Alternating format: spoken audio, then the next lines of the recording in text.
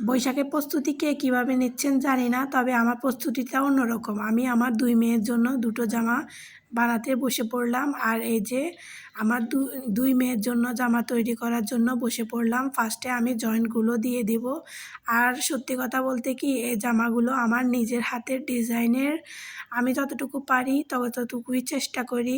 সত্যি কথা বলতে কি, জামাটা যেরকমই হোক না কেন, যেকোনো অনুষ্ঠান কিংবা উৎসবে যদি মায়ের হাতের তৈরি করা জামা হয় তাহলে তো কোনো কথাই নেই, বলেন? আমার মেয়ে তো এই জামাগুলোর জন্য ভীষণ এক্সাইটেড, কারণ সে অনেক খুশি এই জামাগুলো তৈরি করা হচ্ছে।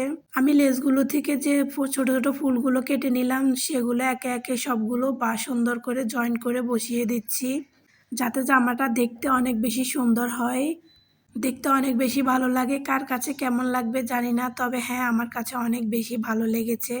আপনারা সবাই অবশ্যই বলবেন আপনাদের কাছে কেমন লেগেছে। আমি মা হিসাবে চেষ্টা করি আমার বাচ্চাগুলো যাতে হাসি মুখে থাকে আর তাদের দিনগুলো যাতে অনেক বেশি সুন্দর হয়।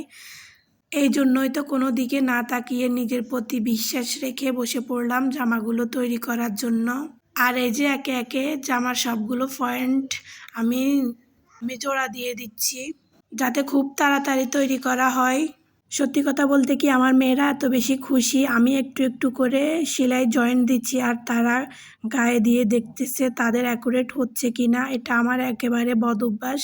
সবসময় জামা তৈরি করলে আমি দেখি যে তাদের ঠিকঠাক হচ্ছে কি না। এই যে আমার জামার ফাইনাল লুক কেমন হয়েছে সবাই একটু জানাবেন।